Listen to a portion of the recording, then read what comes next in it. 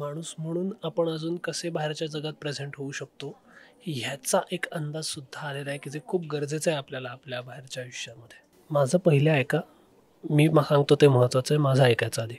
कदाचित लोकांना असं वाटलं असेल की हा शांत आहे, हा काही बोलत नाही. बिग बॉसचा मी भाग होऊन माझ्याकडनं चूक झाली. खोटं खेळणं हा पर्याय नाही असू शकत त्या घरामध्ये. समोरच्याचा अपमानच करायचा आहे. कदाचित वैभव हे मला स्ट्रॅटेजी, मला डिस्ट्रॅक्ट करायलाही बोलत असू शकतो. ते जे करतायत ते ऑर्गॅनिक नाही आहे, ते सगळं ठरवून आहे.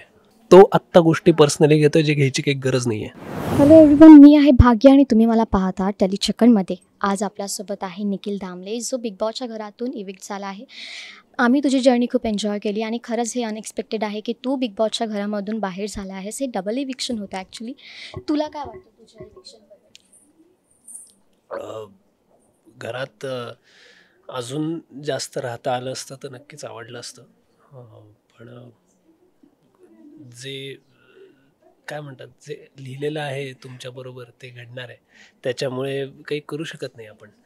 पण डेफिनेटली ट्रॉफी नाही मिळाली याचं दुःख आहे, पण काहीच मिळालं नाही अशातला भाग नाही. शिकायला खूप मिळालं, चांगल्या मेमरीज मिळाल्यात.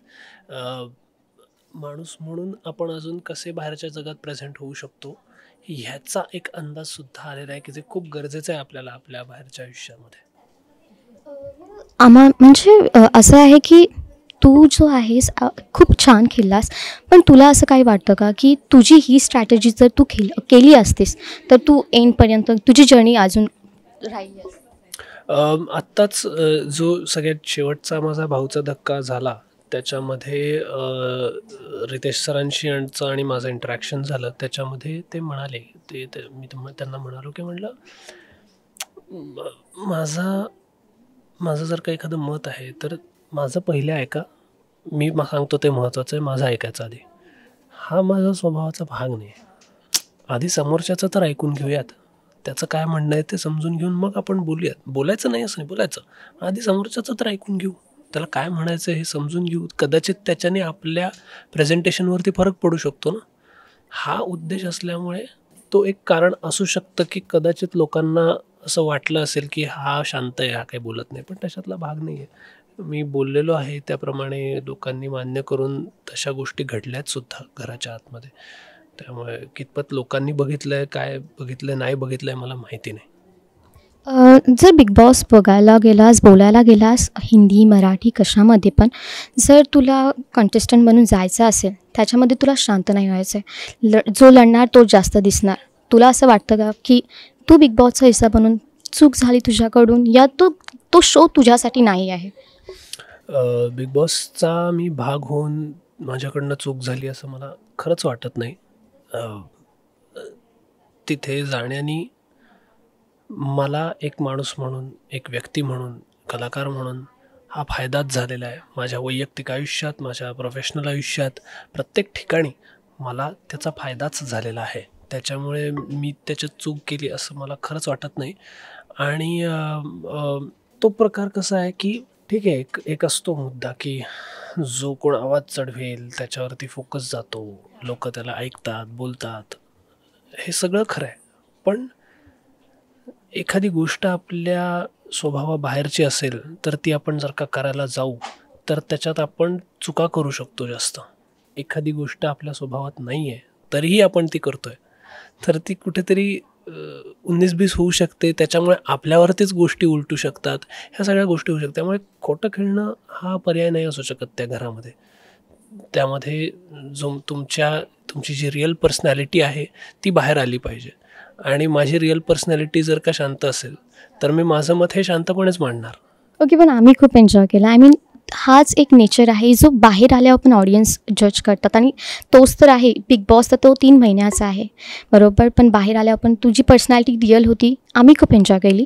पण रिसेंटली कॅप्टन्सी टास्कमध्ये जेव्हा तुझा चुकून इरिनाला हात लागला, माहीत नाही तो लागला की नाही लागला, पण तिथे वैभव आला आणि खूप तो तुझ्याशी म्हणजे भिडायला लागला होता की पाठी हो. तिथे घनश्याम पण होता.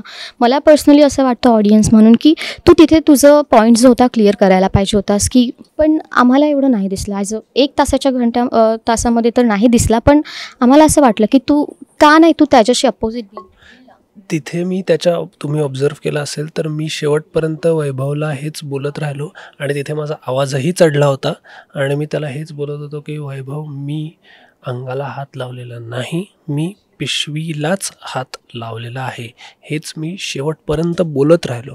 पण कुठेतरी तो मुद्दा संपवून गेम पुढे सरकवणं भाग होतं, कारण जर का त्याच्यात मी अडकून राहिलो असतो, कारण काय मला माहीत नव्हतं की वैभव हे सगळं का करतोय. कदाचित वैभव हे मला डिस्ट्रॅक्ट करायलाही बोलत असू शकतो. त्यामुळे ठीक आहे, मी माझा मुद्दा मांडला, मी त्यालाही बोललो की म्हटलं वैभव, तू समजतोस तसं नाही आहे, मी अंगाला हात लावलेला नाही आहे, मी पिशवीला हात लावला हे मी एक म्हणलं की टास्क नंतर बोलू, आत्ता आधी माझा फोकस कुठे आहे, टास्क जिंकण्याकडे, वाद घालण्याकडे माझा फोकस नाही आहे. माझं मी मत मांडलं, माझं हे बोललो, झालं. त्या पॉईंटला DP दादा आणि निक्की हे दोघंही माझ्या बाजूने बोलले की वैभव, तू समजतोस तसं काही झालेलं नाही आहे. DP हे त्यांच्या टीममधले होते तेव्हा वैभवच्या टीममधले, निक्की ही माझ्या टीमचा भाग होती. दोन्ही टीमच्या एकेका सदस्यांनी माझीच बाजू घेतली होती. शिवाय DP दादा स्वतः त्या बोटीत तिथे उपस्थित होते, त्यांनी स्वतः बघितलं की काय झालं ते.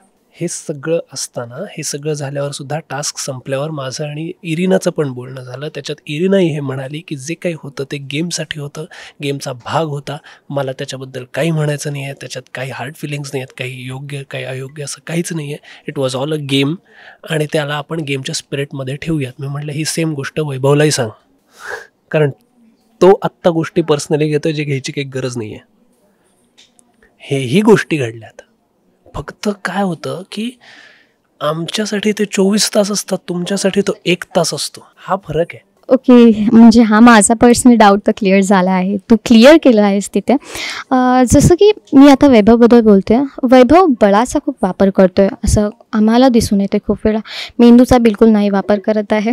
आणि तुला घनश्यामबद्दल पण काय बोलायचं आहे? डबल ढोलकी खूप, त्याची पलटबाजी खूप दिसते.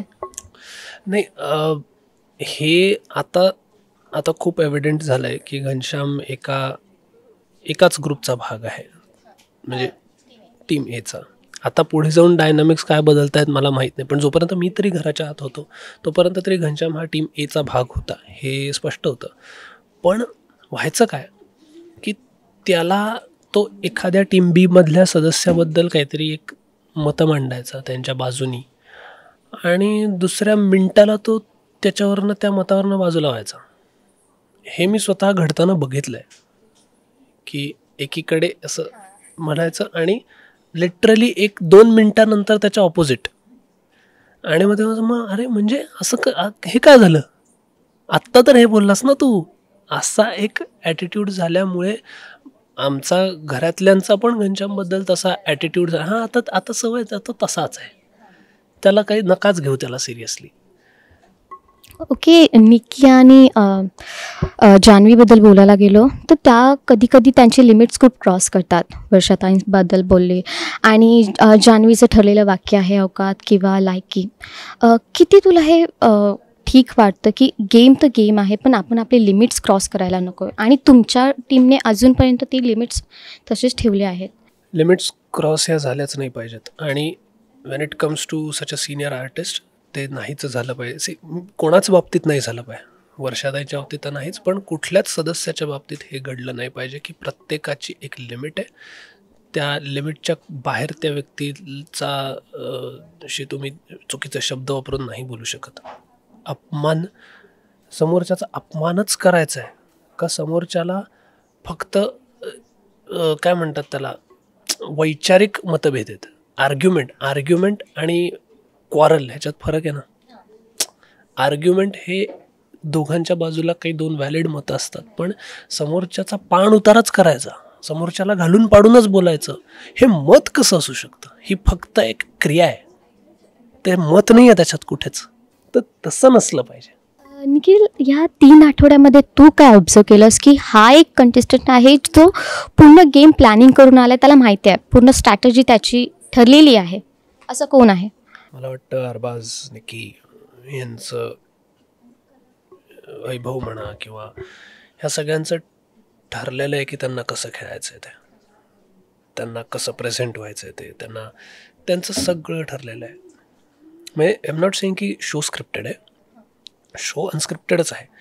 ते जे करतायत ते ऑर्गॅनिक नाही आहे, ते सगळं ठरवून आहे की आता मी ठरवून असा वागतोय, मी ठरवून हे असे डिसिजन्स घेतोय किंवा मी ठरवून असा रिॲक्ट होतोय. रिॲक्शनसुद्धा त्यांची कधी कधी ठरवून येते असं मला वाटतं.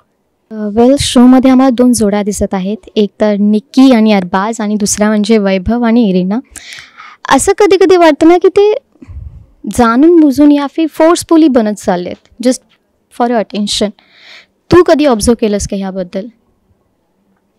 माझ्यासाठी प्रेम आणि एका मुला आणि मुलीमधलं ते जे खळवं नातं असतं ते माझ्यासाठी तरी खूप प्युअर आहे.